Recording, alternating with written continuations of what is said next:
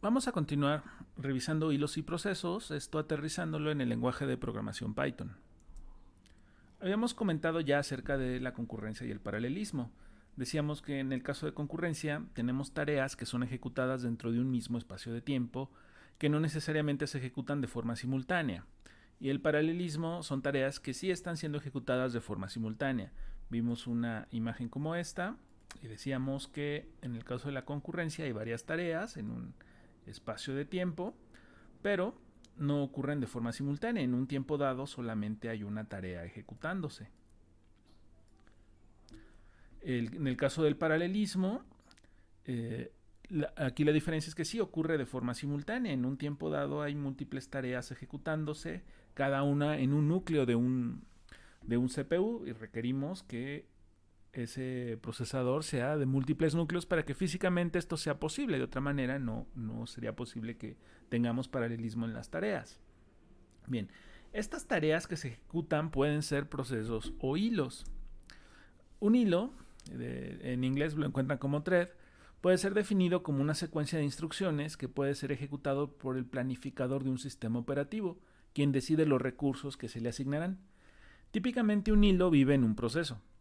Un hilo puede ser una parte de un proceso, y un proceso puede ser definido como un programa que está siendo ejecutado. Los tipos de hilos. Encontramos hilos de nivel usuario, que son hilos que pueden ser creados y gestionados para realizar alguna tarea. Hilos de nivel kernel, que son de ejecución de bajo nivel y que ejecuta el núcleo del sistema operativo para atender el hardware, manejar interrupciones, operaciones de entrada-salida. Aquí encontramos que un hilo puede tener diferentes estados. Puede ser un estado de new thread, un hilo de ejecución que no ha iniciado y que no tiene recursos asignados, pero bueno, es un nuevo hilo, se identifica como algo que va a ser un hilo. Runnable, el hilo está en espera de ejecutarse, ya tiene los recursos necesarios para ejecutarse, solamente es cuestión de que el planificador indique su ejecución y entonces sí tome el control. Running es un hilo cuyo flujo de instrucciones está siendo ejecutado. Desde ese estado se puede cambiar a not running o a muerto, a dead. Not running es un hilo que ha sido pausado, sea porque otro hilo tiene preferencia, ya se le acabó su tiempo, ya el planificador ya supone que ya se ejecutó el suficiente tiempo, o porque está en espera de una operación de entrada-salida o en espera de algún otro recurso. Dead es un hilo que ha alcanzado su fin o que ha sido terminado. En el caso de Python no se proveen métodos para terminar hilos. Se considera como una mala práctica el matar hilos. Más bien estos deberían de llegar al final de sus instrucciones y terminar de forma normal. Los cambios de contexto. El planificador decide qué hilo se ejecuta, el planificador del sistema operativo, scheduler. Si un hilo se suspende o se reanuda. Para hacerlo, el planificador guarda el estado del hilo que está siendo ejecutado, de tal manera que sea posible en un tiempo después reanudar la ejecución exactamente donde fue pausado. A este proceso se le conoce como cambio de contexto.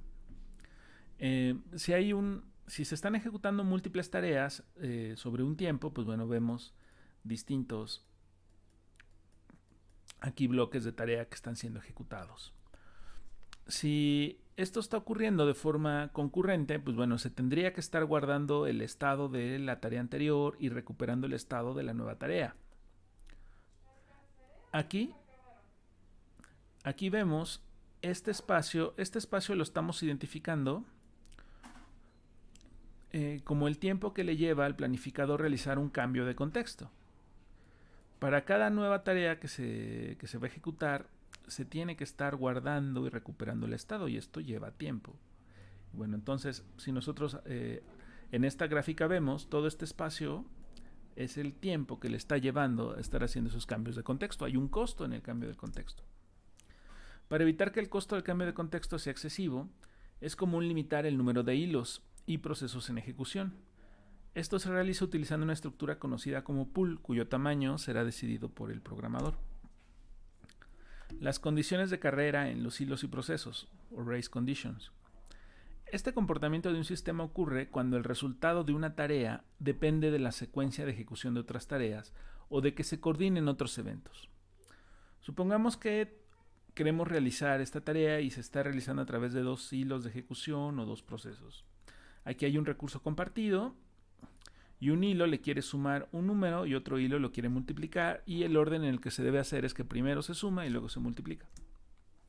Entonces, este proceso le va a sumar un 1 a este recurso y sería un 2. Entonces el otro pues ya agarra y multiplica.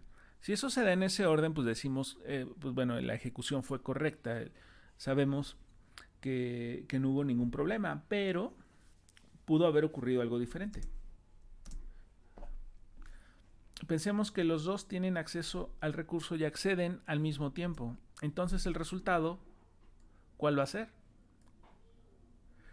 Pudiera ser que nos dé un 2 y no vamos a ver si fue porque le sumó un 1 a este proceso o le multiplicó por 2 el proceso B, o puede ser que nos dé 4.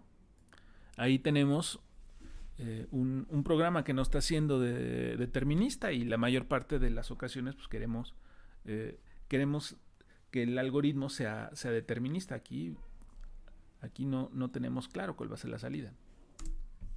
Una manera de evitar esto es utilizando candados, que es una de las formas más simples de sincronización. Aquí el proceso A, en el momento en el que tiene acceso al recurso, le establece unos locks. Bueno, establece un lock. Aquí, pues bueno, tiene la forma de estos candados. Es para indicar que él está usando el recurso y nadie más va a poder utilizarlo. En el momento en el que lo utilizó, incluso lo actualizó, ya lo libera. Y el otro proceso ya puede utilizarlo, y también establece locks para que no vaya a ocurrir una situación como la anterior. No caigamos en una condición de carrera. Y de esta forma estaría ocurriendo la ejecución correcta en el orden que queremos que ocurra. Interbloqueo. El interbloqueo ocurre cuando hay un conjunto de procesos bloqueados, porque cada uno de ellos está esperando por un recurso que retiene otro proceso de ese conjunto. Se le conoce también como deadlock, bloqueo mutuo o abrazo mortal. Vamos a revisarlo aquí. Pensemos que este proceso de ejecución o hilo de ejecución tiene este recurso azul. Lo tiene bloqueado porque lo está usando.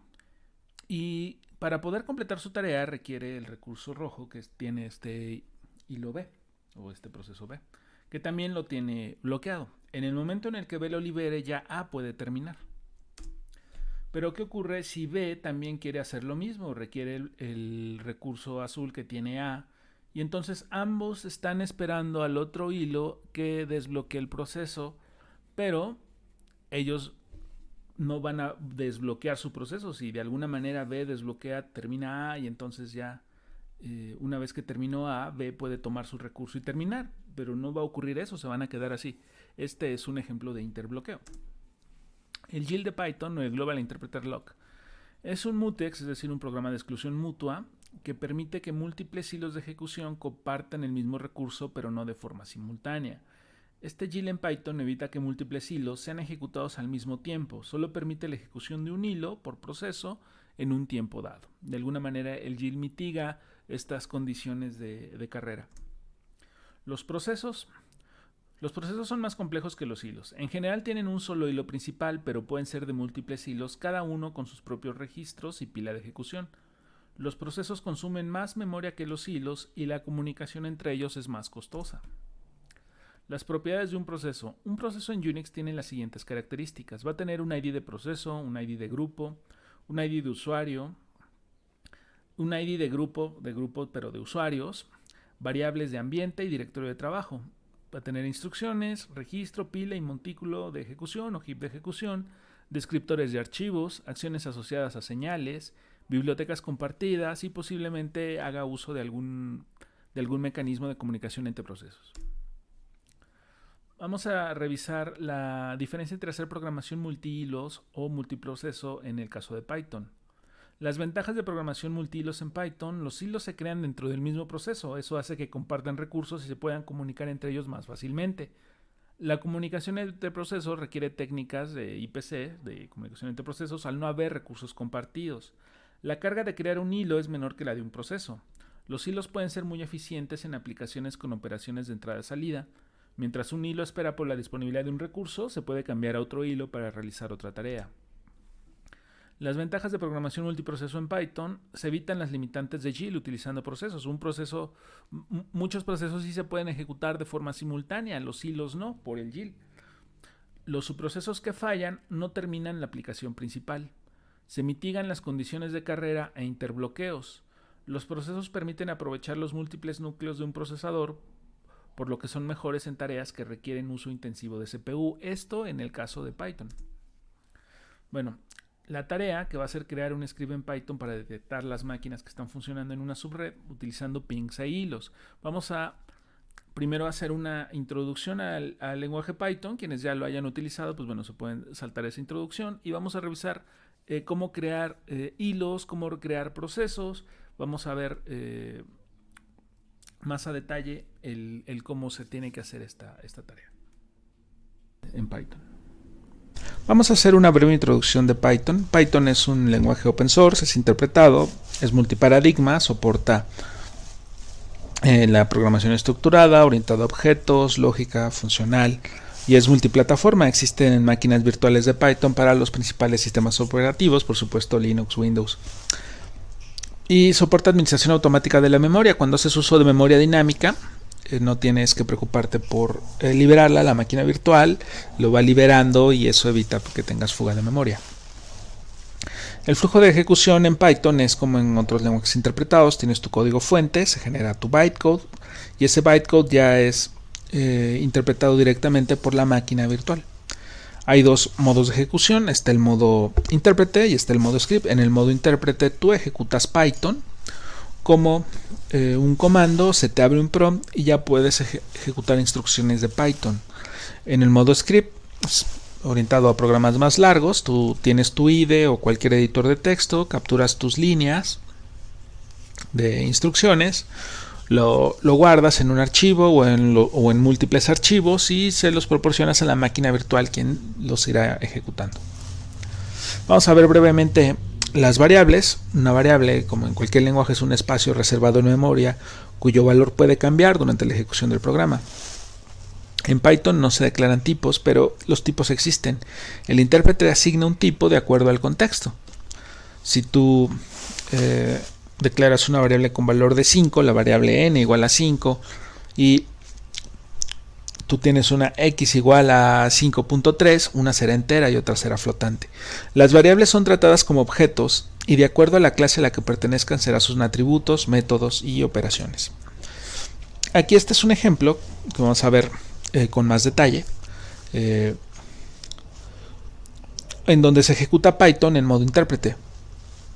Se declara el port con valor de 21 y banner con valor de FTP server. Y aquí se ejecuta un print que dice validando. En este caso se sustituiría banner por FTP server, validando FTP server en el puerto, y en este caso sería el puerto 21. Puerto, como es de tipo entero, se tiene que convertir en string. Si hacemos uso de estas instrucciones de type banner, nos dirá que es str, y type port será entero. Aquí se está trabajando con listas, se declara una variable booleana, se están haciendo uso de funciones definidas en los objetos string, mayúsculas, minúsculas, reemplazos, búsquedas, concatenaciones del primero con el segundo, del último con el penúltimo. Aquí estamos haciendo uso de listas, algunos ejemplos de cómo hacer uso de estos métodos de listas.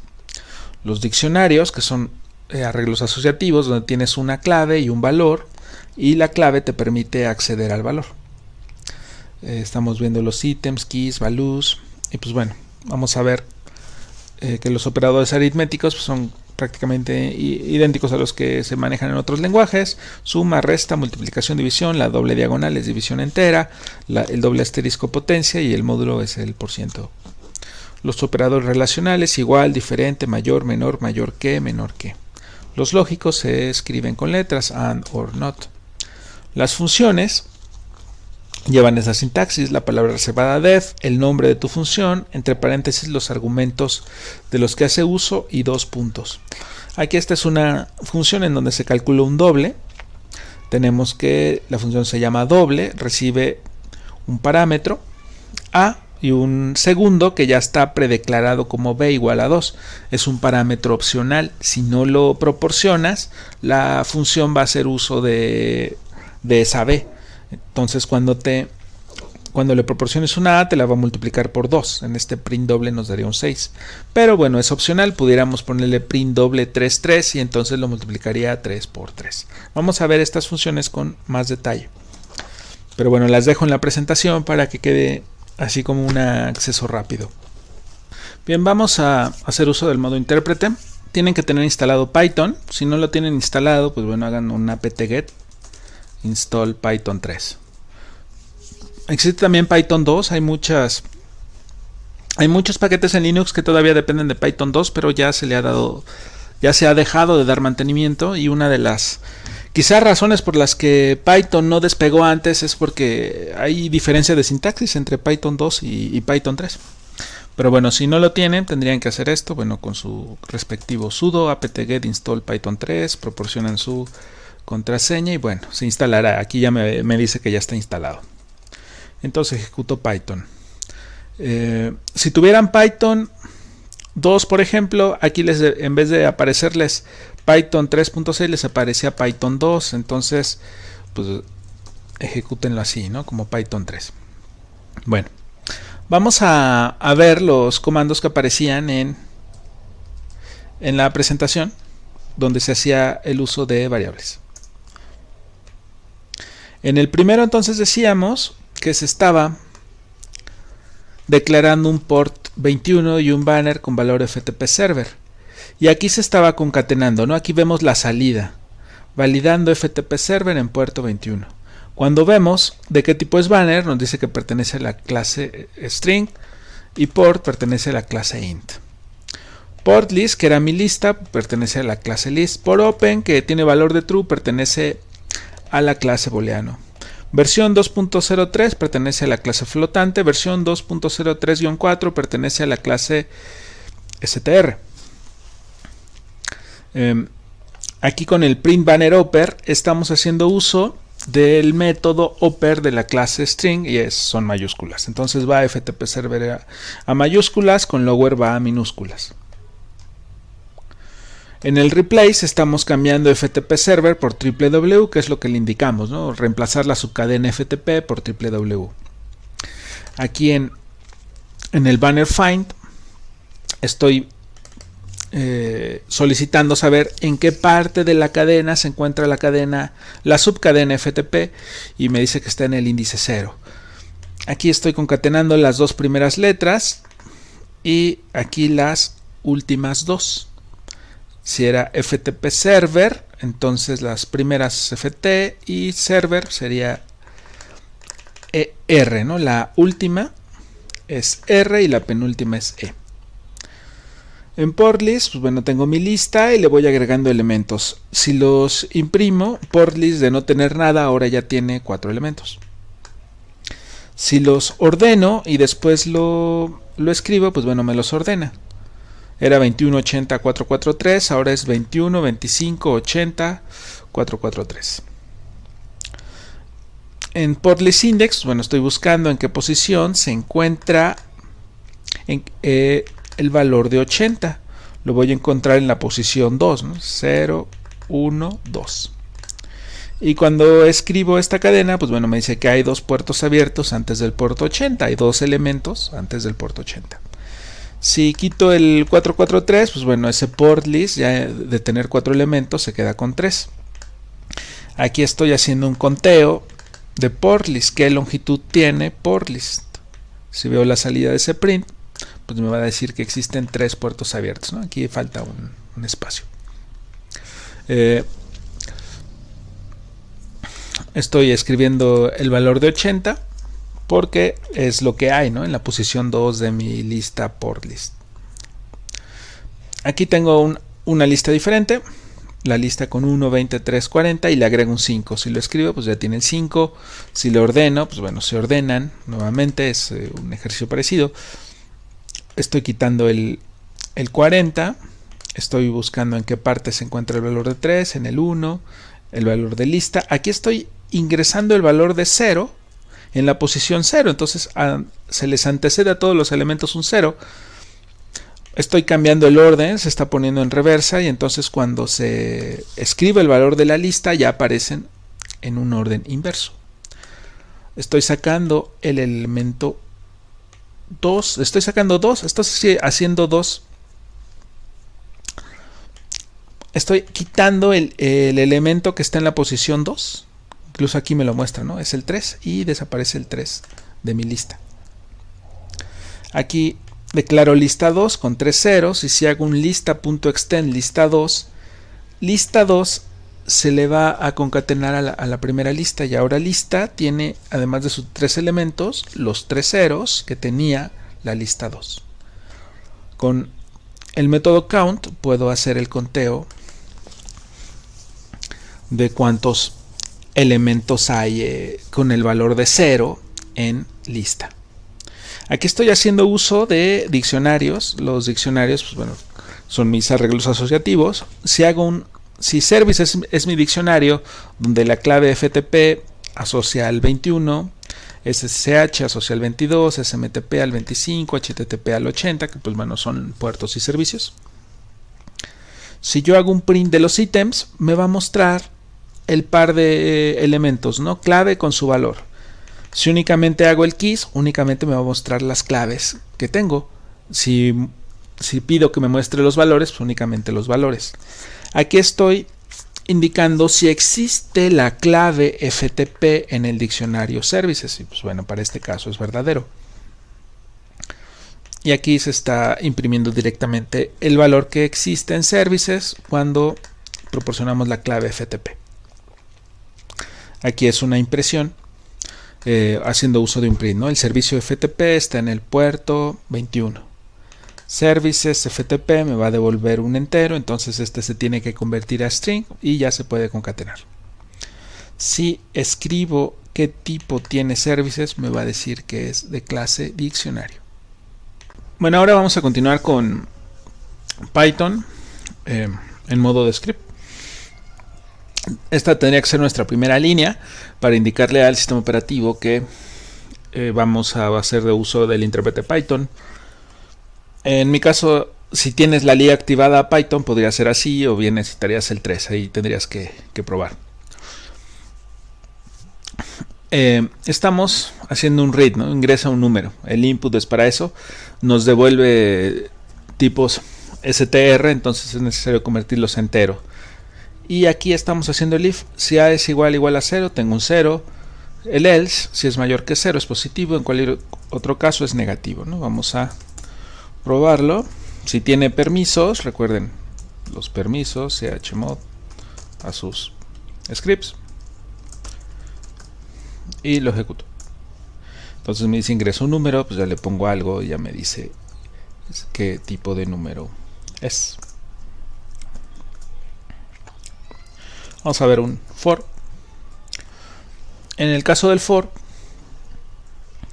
tenemos aquí esta variable que va tomando los valores de esta lista. Range me está generando del 0 al 10 y los estoy poniendo en inversa. Entonces va a ir alimentándose X con cada uno de estos y se va a ir iterando. Me va a decir faltan 10, faltan 9, faltan 8, faltan 7, faltan 6.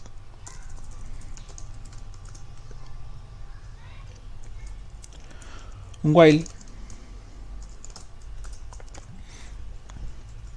y toma el valor de 0, mientras y sea menor que 10 se va haciendo el incremento, ¿no? Bueno, esto es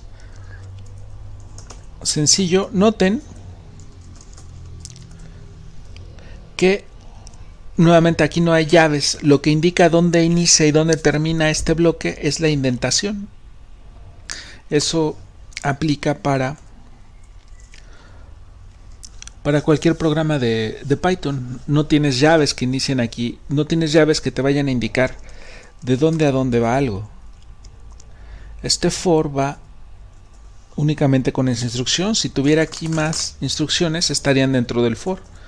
Si yo las saco, entonces estas instrucciones, estas de acá, forman parte del programa principal.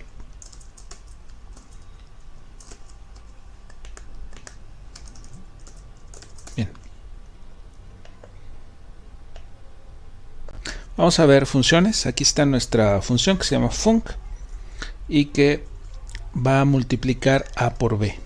Estos son sus parámetros a y b. B es un parámetro opcional, así se especifica un parámetro opcional. Aquí lo que estoy diciendo es que va a recibir una b, pero si no me la proporcionan ese valor de arranque de b, pues entonces la b va a tener el valor de 2 y voy a devolver el valor de a por b. En este caso estaría devolviendo en esta primera impresión 3 por 2, pero en esta segunda con la misma función estaría devolviendo 3 por 4, ¿no? Porque aquí sí estoy proporcionando el segundo parámetro. Entonces 3 por 2 son 6, 3 por 4 son 12. Vamos a ver la siguiente función. Aquí estamos manejando como un parámetro opcional un diccionario. Entonces, si me proporcionan una A, este diccionario va a asociar la misma clave al mismo valor.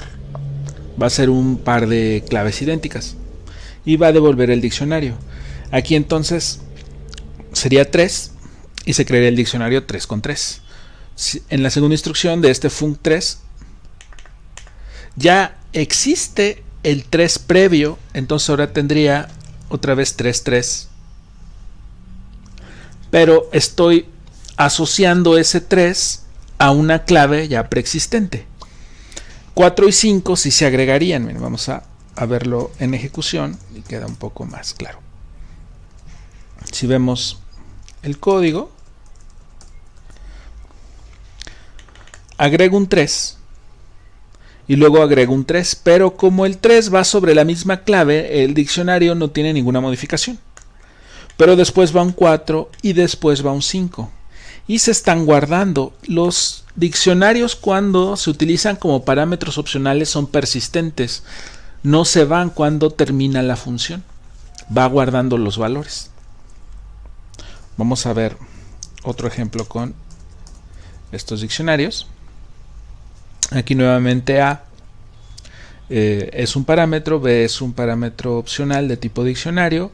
Lo que hace proporciones se guarda como clave y como valor en ese diccionario.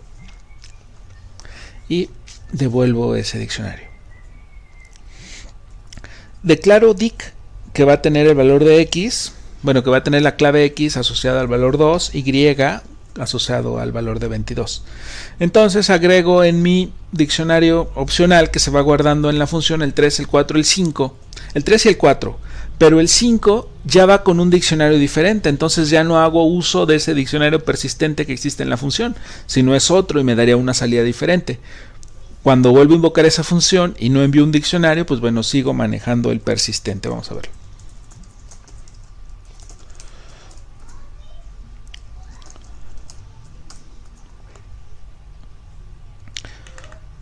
Primero invoco con 3 y luego con 4. Entonces se agrega el 3, se agrega el 4.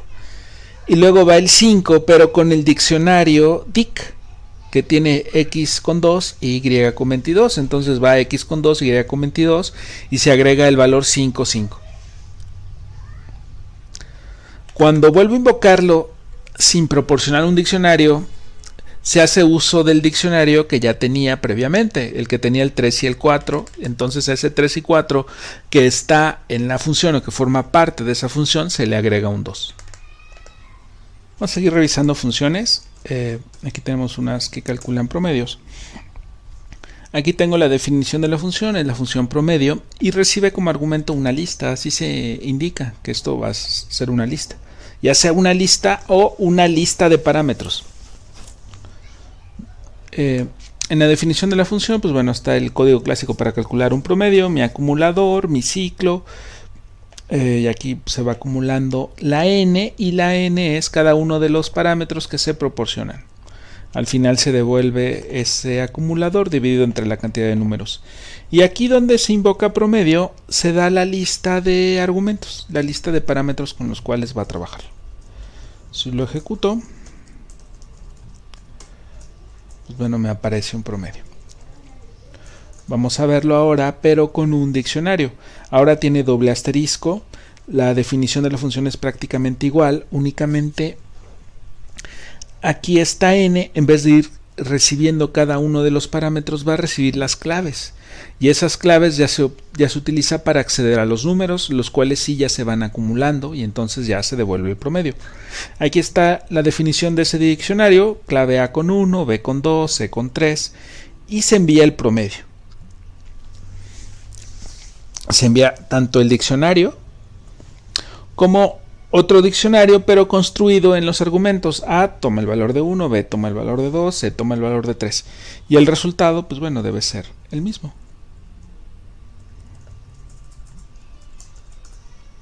Ahí lo tenemos, ¿no? Vamos a verlo. Uno más. Aquí están las dos funciones. Promedio recibe diccionario. Prom recibe una lista. Aquí prom, en vez de enviarle la lista de parámetros, se le envía el tipo lista con un asterisco. Y aquí, pues bueno, el tipo diccionario. Lo ejecutamos. Y ahí tenemos los resultados.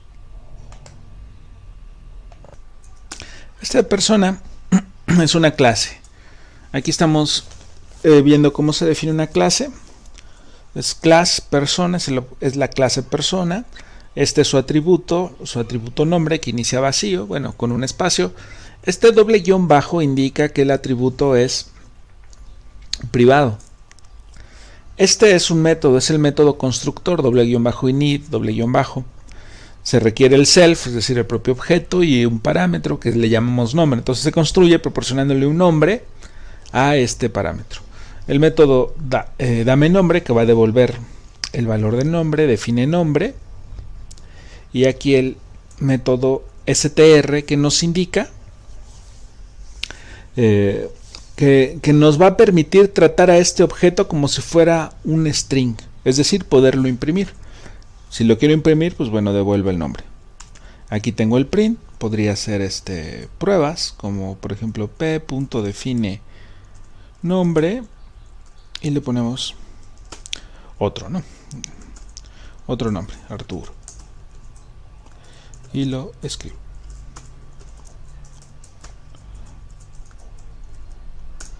Persona. Bien. Bien.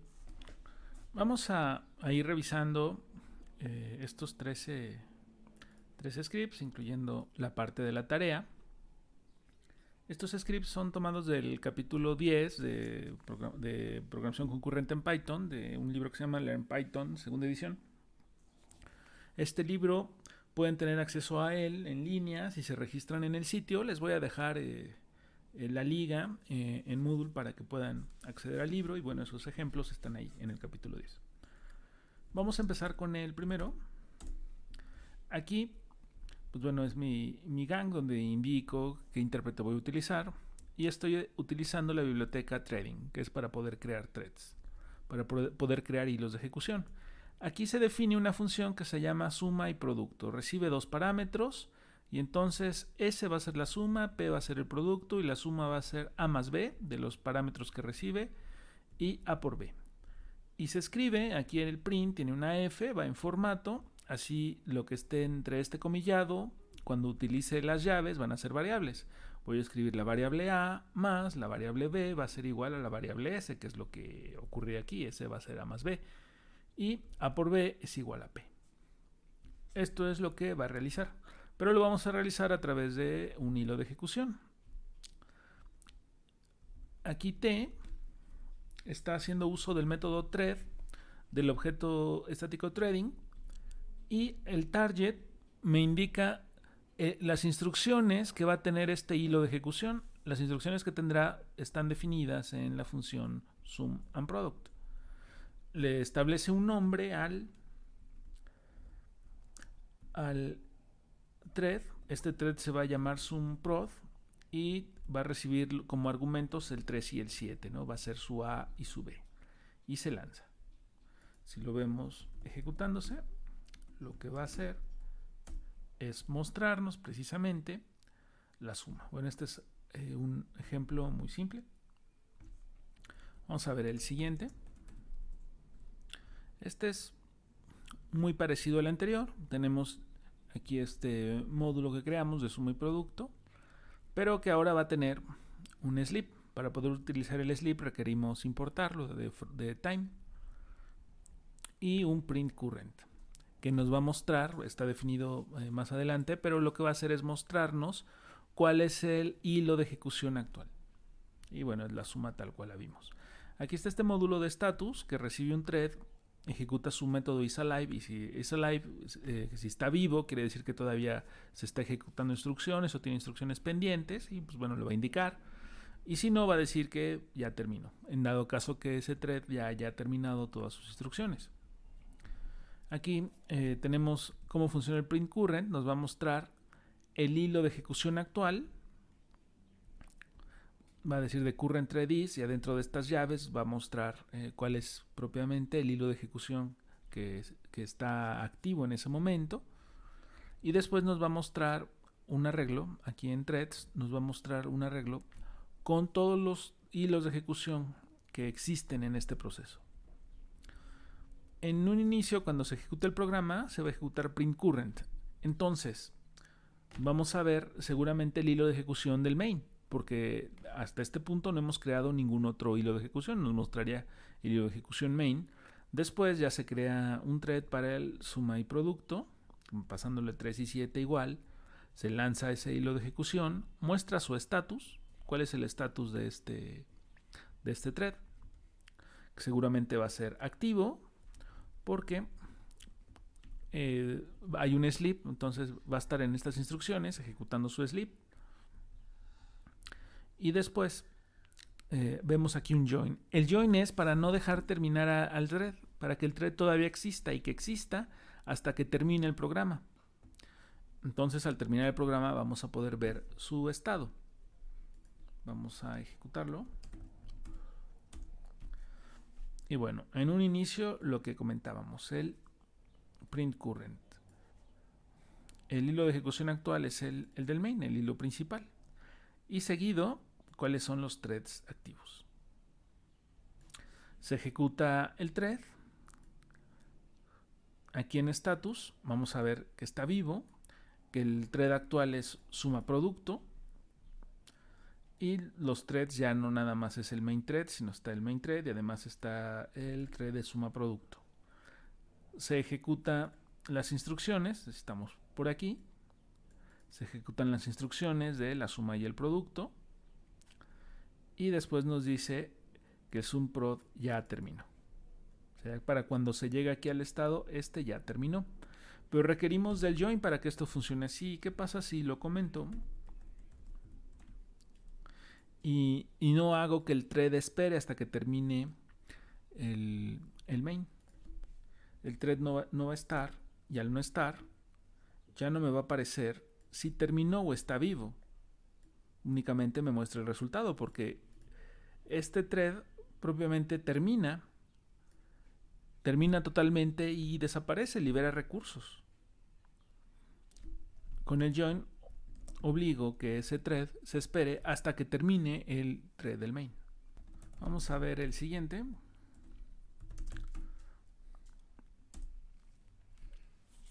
Este es igual que el primero, pero no estamos utilizando hilos. Vamos a utilizar múltiples procesos. Vamos a lanzar un proceso. Entonces invocamos la biblioteca, importamos la biblioteca multiprocessing. Es exactamente la misma función de suma y producto. Y aquí en vez de threading thread estamos utilizando multiprocessing.process. También indicamos cuáles van a ser las instrucciones del proceso, que va a ser la función suma y producto, el nombre del proceso, sumprod, proc, proc por proceso, los argumentos para que se ejecute 7 y 9 y se lanza.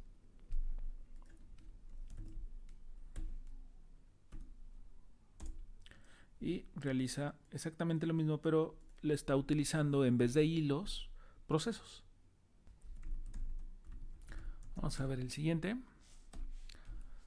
En este programita en Python, lo que se está haciendo es proveyendo una manera de detener un hilo de ejecución. Habíamos comentado que de forma nativa Python no provee utilerías para detener hilos. Entonces, si se requiriera hacer, se debería hacer algo parecido a esto. Aquí se crea la clase FIBO, que hereda de threading thread, para que se genere los objetos como hilos de ejecución. Estamos sobreescribiendo aquí el constructor. Estamos añadiendo un atributo que se llama running e inicia como true. Proveemos un método que se llama stop y va a consistir en asignarle el estado de detenido a running, que quede como false. Y su método run, que va a estar generando números de Fibonacci. Ahí ve que inicia en 0 y 1. Se escribe A, sería un 0 en un inicio. A va a tomar el valor de B, B va a tomar el valor de A más B. Y ahí se van a estar generando en un ciclo números de Fibonacci y se va a estar deteniendo cierta cantidad de tiempo. Se escribe un salto y entonces se crea el objeto FIBO. El objeto FIBO se inicia, se hace el start, se lanza el thread, se duerme un segundo y después se detiene. Se espera hasta que termine el main y dice todo está hecho. Lo que vemos es que este objeto está generando números de Fibonacci en un ciclo infinito hasta que se le dice al thread que se detenga, cambiando un atributo, cambiándole un estado. Su manera en la cual se pudieran detener, que propiamente no se está matando de forma abrupta, sino pues está haciendo que el hilo de ejecución llegue al final de sus instrucciones. Vamos a ver el siguiente. En este se hace un ejemplo de cómo se van intercalando los threads. Vamos a hacer uso de sleep y de random. Se crean unos threads que van a estar enviando saludos. En este módulo de run se asocia al thread que tenga el control, se le asocia a t. Y se hace un ciclo en el cual el nombre, vamos a imprimir el nombre del thread, que dice saludos de, el nombre del thread y el conteo, en qué conteo va. Se duerme un tiempo aleatorio. Como son dos threads, esta aleatoriedad va a servir para que se vaya intercalando la ejecución y cada vez que se ejecute, pues bueno, se vea diferente. Un thread, el que vendría a ser el thread Obi-Wan y que va a estar saludando, le llama Obi. Sus instrucciones son run, el nombre es Obi-Wan y tiene como parámetro 4. Ese 4 se le va a pasar a n, entonces este for va a estar funcionando de 0 a 3. Y a Annie se le pasa un 3 y va a estar funcionando de 0 a 2. Va a estar enviando saludos de 0 a 2. Se lanza Obi, se lanza Annie, se hacen los joins para que esperen hasta que termine la ejecución. Y vamos a ver cómo se ve. Aquí vemos saludo de Obi-Wan, que fue el primero que se lanzó, saludo de Anakin. Luego va Anakin, luego Obi-Wan, Anakin y al final Obi-Wan. Si esto no fuera utilizando threads, primero vendrían todos los saludos de Obi-Wan y luego todos los saludos de Anakin, pero pues aquí estamos viendo que están ocurriendo los saludos de forma concurrente.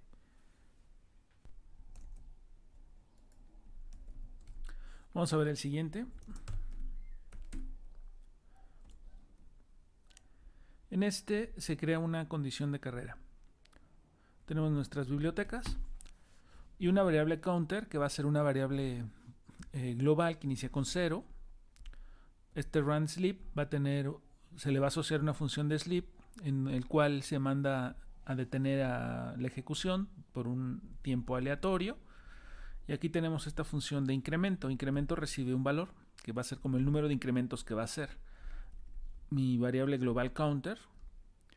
Y aquí está el ciclo donde se van a estar haciendo los incrementos. En un conteo de 0 a n. Esta variable temporal toma el valor del counter, que es una variable global, que bueno, estar compartiendo los threads. Se duerme por un momento. Se hace el incremento, se duerme y bueno, sería la siguiente iteración. La n va a ser 5, o sea, los incrementos van a ser 5 incrementos a partir de 0. El thread 1 va a hacer eso. Este thread 1 entonces va a lanzar la función incremento con el valor, con el n5, lo cual lo va a hacer que se meta al ciclo for que teníamos aquí, donde se van a estar haciendo un incremento 5 veces. Luego el thread 2 va a ser lo mismo, incremento 5 veces, se lanzan los dos, se hace el join para que se esperen y vemos cómo queda el conteo final. Lo que vamos a ver es que aunque se están haciendo 5 incrementos cada uno, el conteo queda en 6.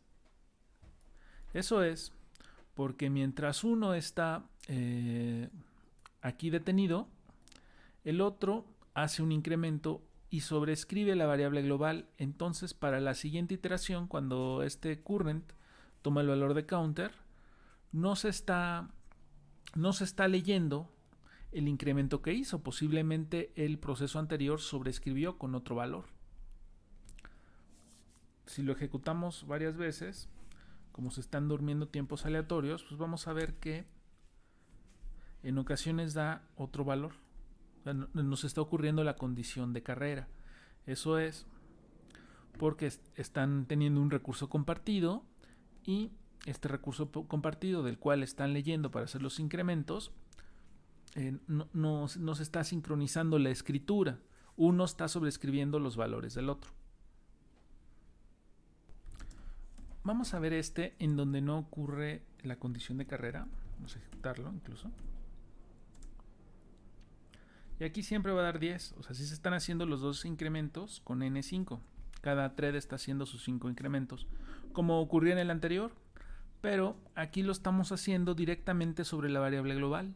Y por el GIL, por el mutex que trae Python, no están accediendo los dos al mismo tiempo. O sea, esta condición de carrera pues sí se da en el otro, porque cada thread está tomando su propia variable. Digamos que sí, el GIL puede ayudar a evitar estas condiciones de carrera, pero pues no siempre. Vamos a revisar el siguiente con un log. A ver, aquí falta este. Es el mismo código. La diferencia es que estamos declarando aquí un log como threading log y lo estamos utilizando con adentro del for con un manejador de contextos. O sea, estamos diciendo with inc log, exactamente el mismo código anterior, pero aquí ya entonces digamos que ya estamos utilizando un log y se está poniendo un log a este recurso compartido. Para cada vez que se vaya a ejecutar, no va a poderse acceder, digamos, no va a haber este problema de escritura.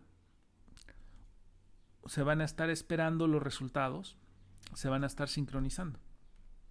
Y es por eso que aquí ya nos aparece el conteo correcto si ejecutamos el 7.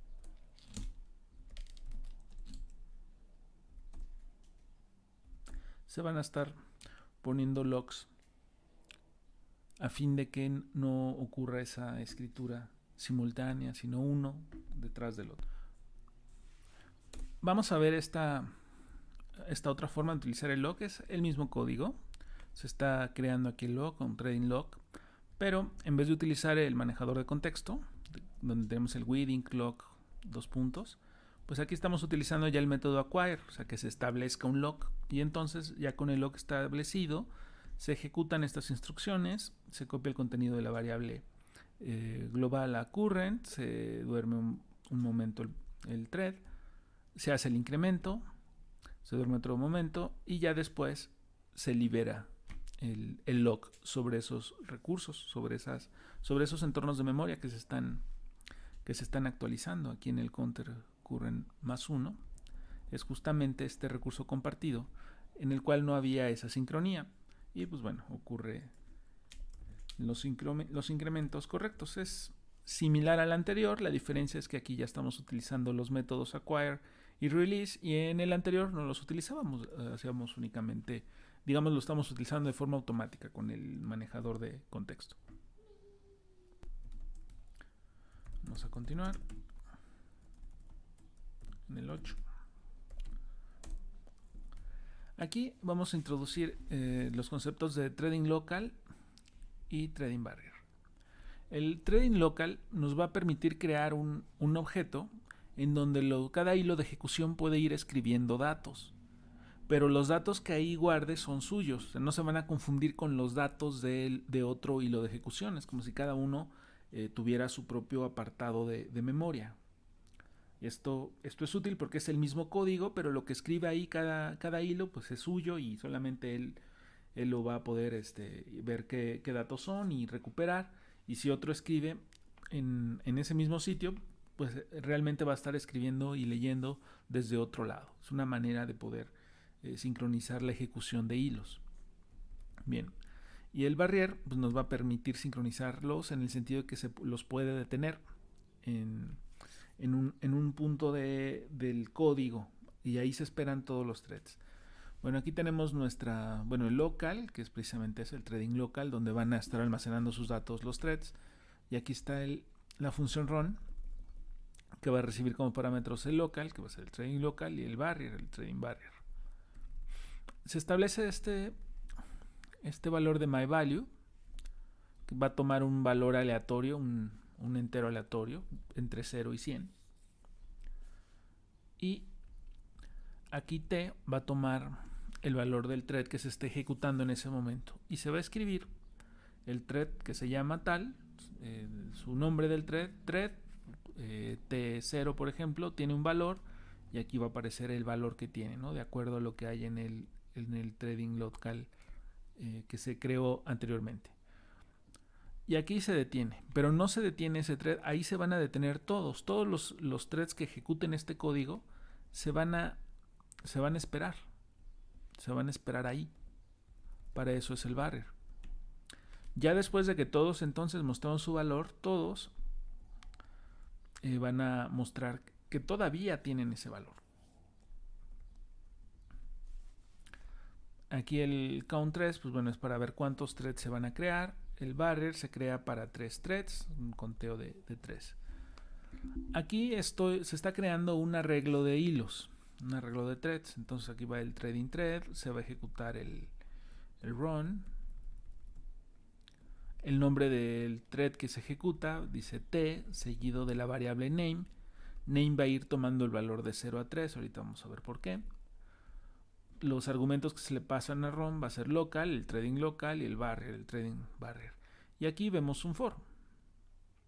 Este for nos permite generar, en vez de agarrar y escribir 3 veces esto para crear un arreglo de 3 threads, pues bueno, todo esto se mete en un for que va de 0 a 2, 0, 1, 2. Y entonces el name que va a ir tomando estos rangos de 0 a 2 se va a utilizar aquí para darle al primer thread el nombre de T0, al segundo el de T1 y al tercero de T2. A lo mejor este uso queda más claro con un ejemplo. Vamos a verlo rápidamente. Pensemos que queremos crear el arreglo A, que va a tomar el valor ahí está, que va a tomar el valor de lo que tenga ahí, y indico para i en rango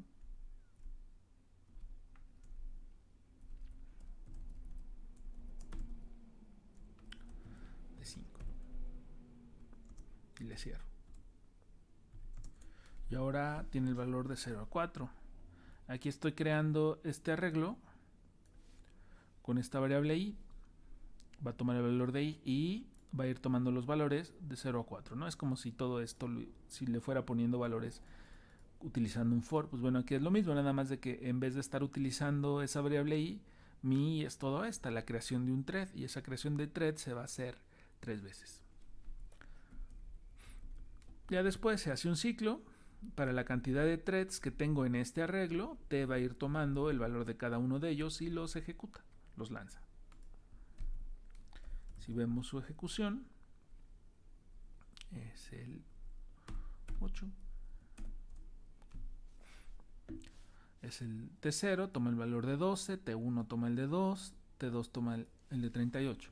Estamos aquí. Se ejecutaron los threads, se lanzaron, muestran su nombre y el valor aleatorio que tomaron. Y se ejecuta el barrier. Aquí todos esperan. Cuando todos alcanzan este punto de ejecución, entonces indican que siguen teniendo este valor. Si lo viéramos en aquí ni se esperan y ni se alternan. Y bueno, también son más threads. Aquí metí más para que se vea cómo van cambiando. A ver, T7 tiene el valor de 2. Vamos a buscar T7 con qué valor quedó.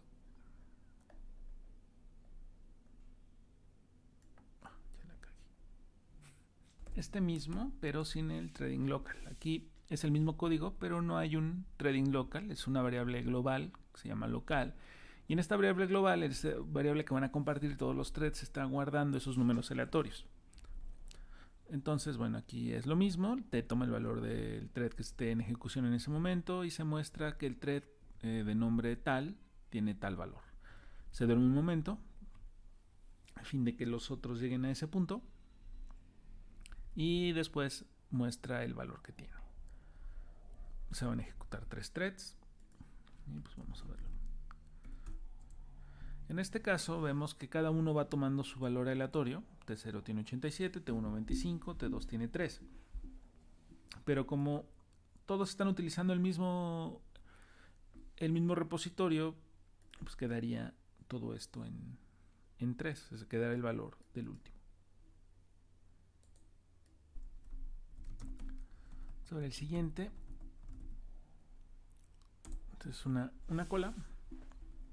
Estas colas se utilizan también para poder establecer la comunicación entre los hilos. Vemos que importamos queue. Creamos un objeto centinela. Estos se utilizan para marcar donde termina una cola. Vamos a tener una función productor que la va a ejecutar un hilo y consumidor que también la va a ejecutar otro hilo. Este productor va a estar generando números de Fibonacci, ahí empiezan en 0 y en 1, y los va a generar mientras sean menores que la n. Esa n es un parámetro que recibe, la q es esa cola que va a utilizar. Entonces, mete en la cola un número de Fibonacci, calcula el siguiente, mete otro, calcula el siguiente, hasta que llegue a su n, y entonces marca la cola con el centinela. El consumidor va a estar en un ciclo constante, obteniendo los datos, sacando el elemento de la cola e indicando cuando ya lo sacó. En otro caso, pues bueno, no se pasa a la siguiente instrucción hasta que esa tarea ya esté hecha. Si el número es centinela, significa que ya sacó todo lo que había y entonces termina el ciclo. Y bueno, escribe el número que obtuvo. Si todavía no era el centinela, únicamente escribe el número y vuelve a sacar otro y compara si ya es el objeto centinela. Entonces, estas son las funciones y aquí está el código del programa. Se establece la cola, se establece el thread consumidor, que va a ejecutar el código que hay en consumidor. Ese consumidor recibe como parámetro la cola que se creó, que bueno, sería la que previamente se creó en esta línea. El productor, que ejecuta el código de productor, le envía la cola que se había creado, y la n, que va a decir hasta qué número de Fibonacci va a estar generando este código. Se lanza el consumidor, se lanza el productor, y bueno, la cola se le indica que tiene que mantenerse activa, aunque ya se haya vaciado, hasta que acabe el main. Si vemos la ejecución, vamos a estar viendo los números que va obteniendo el consumidor. Los va imprimiendo, ¿no? Got number. Voy a continuar con el siguiente. Aquí se está iniciando un thread a partir de un evento. Vamos a verlo. Tenemos este módulo que se llama fire, esta función fire. Dice, bueno, fire in event. Aquí es donde se va a disparar un evento. Y aquí está el código para disparar ese evento, event.set. Está el módulo listen, dice esperando por evento, propiamente está esperándose el evento. Aquí es como una pausa hasta que el evento ocurra y ya aparece que el evento ha sido disparado. Aquí es donde se genera, ya en el programa, como un threading event, el objeto event, que va a ser el que se va a disparar y bueno, generaría una acción, es una manera de poder comunicar a los threads. Tenemos el thread 1, que está asociado a fire, que es donde se dispara el evento, donde se hace el set. El thread 2, que es el listen. Aquí en el listen, pues vemos que es donde se está esperando por el evento y va a ocurrir, se va a salir de este wait hasta que se establezca el set. Ese va a ser el thread 2. Entonces en un inicio se inicia el 2, o sea, se inicia el listen y bueno, se va a quedar así, esperando por el evento y se va a quedar en este punto. En la siguiente instrucción se va el hilo principal, el hilo del main, va a hacer una pausa de 3 segundos y ya después va a lanzar el thread 1, que es el que dispara el evento. Una vez que se dispara el evento, se establece el set sobre el event. Ya que está el set, aquí ya se deja de esperar y dice que el evento ha sido iniciado. Si lo vemos en ejecución, ocurre eso. Se está esperando por evento, estamos aquí en el listen y ya después, después de que ocurren los 3 segundos, se lanza el 1. El 1 era el que tenía el fire, disparando evento, y ya el que esté en el listen muestra que el evento ha iniciado.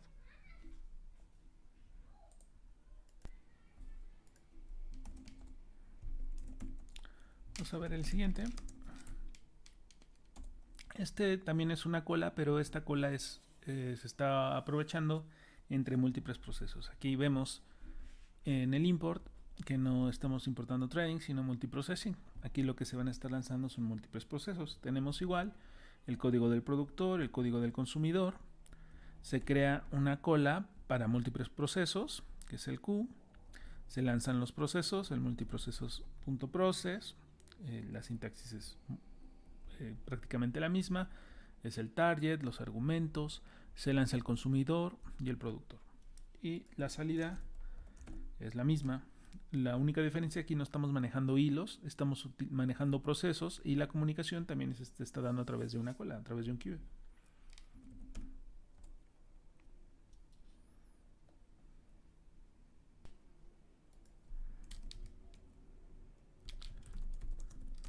Vamos a ver el siguiente, que es un pool de ejecución. Hablábamos de que el pool es una estructura que permite limitar la cantidad de hilos que se van a ejecutar, esto para no tener tanto costo en los cambios de contexto.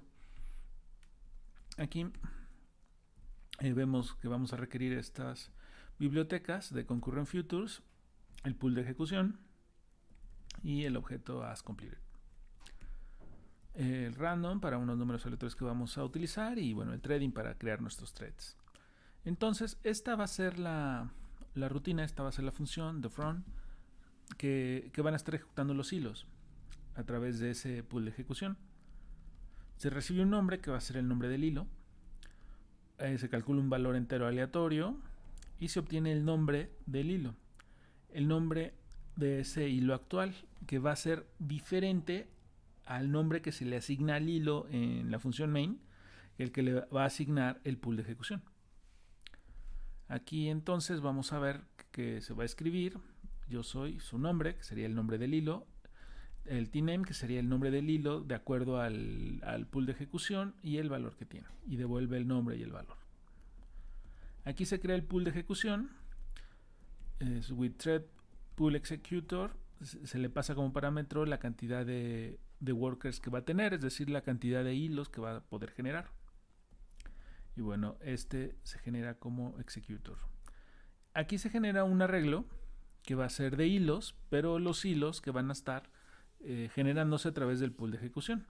Entonces en este arreglo se utiliza executor.submit, se indica el target, que sería run, después el nombre que va a tener este hilo, y sería t con el name. Como todo esto va a estar en un for, el name va a ir tomando el valor de 0, 1, 2, 3, 4. Entonces se van a lanzar, digamos, 5 hilos del 0 al 4. Pero obviamente en el pool de ejecución, como tenemos máximo 3, pues primero se van a ejecutar 3 y luego los restantes. Una vez que se ejecutaron, cuando estos estén completados, vamos a ver los resultados. Vamos a ir obteniendo el future results para cada uno de los threads que se ejecutaron, que se lanzaron en el pool de ejecución. Pues bueno, van a estar en el arreglo de futures. Vamos a irlo procesando y vamos a ir obteniendo el nombre y el valor, y vamos a ver el nombre del thread seguido de su valor. Vamos a ejecutarlo y lo vemos. Aquí indica que es el thread 0, en el pool de ejecución el 00, su valor 78. El 1 en el pool de ejecución el 00 y su valor 99. El 2 va a ser el 01, su valor el 36. El T3 00 va a ser el 46 y el T4 el 01 y su valor va a ser el 46. Aquí va devolviendo los resultados: el 1, el 2, el 0, el 3 y el 4. El siguiente. Este es idéntico, la única diferencia es que el pool se utiliza para procesos. Se utiliza un pool de ejecución para procesos, un process pool executor, y lo demás es exactamente igual. Si lo ejecutamos, pues vamos a ver lo mismo. Aquí es el proceso 0 y su valor y lo que va devolviendo, y bueno, se va agrupando de 3 en 3 de acuerdo a lo que vimos.